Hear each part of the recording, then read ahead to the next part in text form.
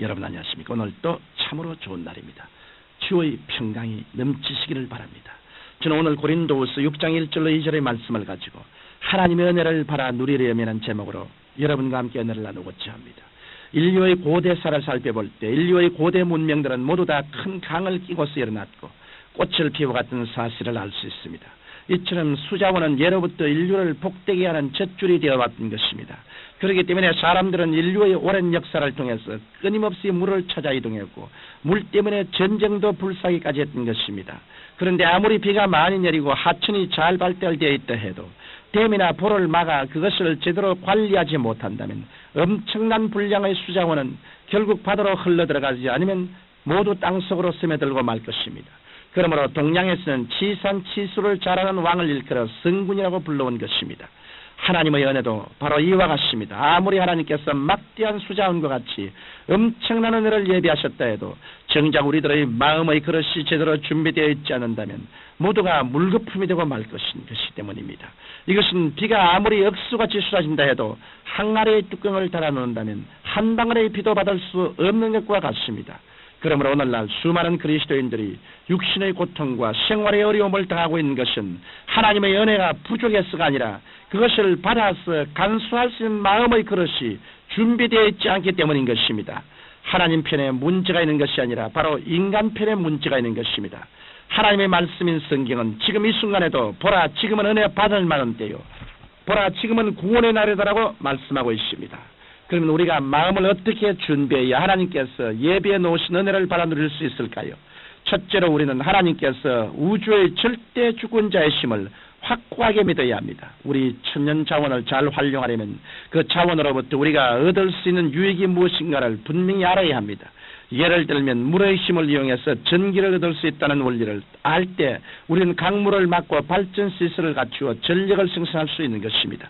이와 같이 우리가 하나님의 은혜를 받아 누리려면 우리에게 은혜를 주시고자 하시는 하나님은 과연 어떤 분이신가 하는 것을 분명히 알아야 합니다. 그렇다면 우리 하나님은 과연 어떤 분이실까요? 과연 우리 하나님은 어떤 능력을 가지고 계실까요? 우리는 이에 대한 대답을 하나님의 창조 사건과 예수 그리스도의 십자가 사건을 통해서 찾아볼 수 있습니다. 먼저 창조 사건을 통해서 알 수 있는 것은 온 우주 만물을 하나님은 직접 만드시고 통치하시는 분이시라는 사실입니다. 요한복음 1장 3절에 보면 만물이 그로 말미암아 지은 바 되었으니 지은 것이 하나도 그가 없이는 된 것이 없느니라고 기록되어 있습니다. 그렇기 때문에 이 세상에 있는 어떠한 피조물도 하나님의 법칙에서 벗어날 수는 없는 것입니다. 그 다음 십자가 사건을 통해서 알 수 있는 것은 하나님은 상처를 싸매어 주시는 하나님, 곧 구속주 하나님이십니다. 아담이 하나님께서 금하신 선악을 알게 하는 나무의 실과를 따먹은 이후로 모든 인류가 창조의 질서에서 벗어나 사탄의 권세 밑에서 종노릇하고 있을 때 하나님께서는 당신의 독생자 예수 그리스도를 이 땅에 보내셔서 인류의 모든 죄를 십자가 위에서 다 청산하신 것입니다. 이와 같이 우리 하나님께서는 창조주 하나님인 동시에 구속주 하나님이십니다. 그렇기 때문에 우리 하나님께서는 온 우주를 통치하시는 절대 주권자가 되는 것입니다.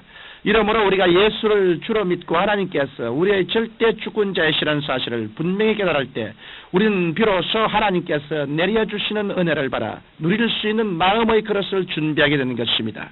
둘째로 우리는 하나님께서 전지전능하신 경영자이심을 굳게 믿어야 합니다. 히브리서 1장 3절에 보면 이는 하나님의 영광의 광채시요 그 본체의 형상이시라 그의 능력의 말씀으로 만물을 붙드시며 죄를 정결케 하는 일을 하시고 높은 곳에 계신 위엄의 우편에 앉으시느니라고 기록되어 있습니다.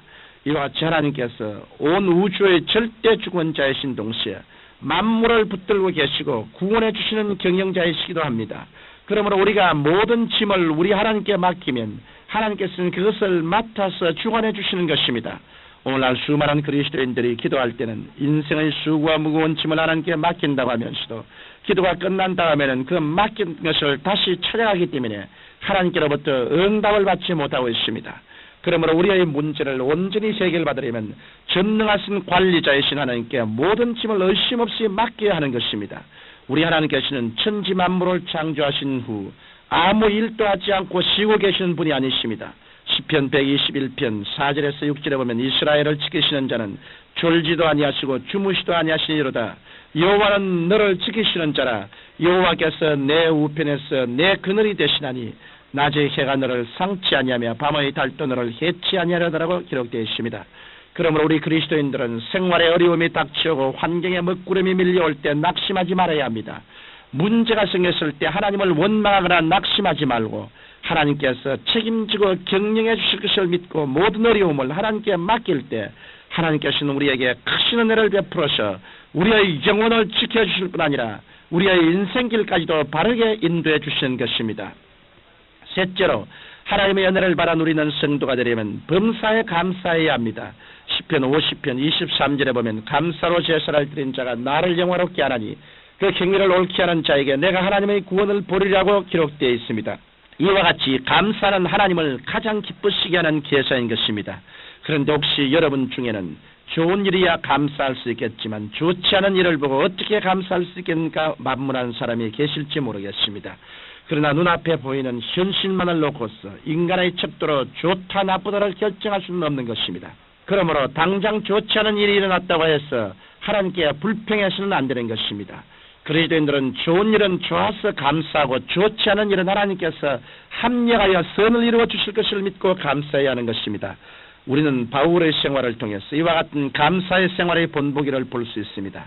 성경에서 바울처럼 옥에 많이 갇히고 매맞고 핍박받은 사람도 없을 것입니다.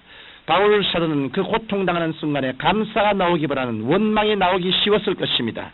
왜냐하면 다른 일도 아니고 하나님의 일을 했는데 왜 이와 같은 일이 생겼을까 하고 고민에 빠질 수 있을 것입니다.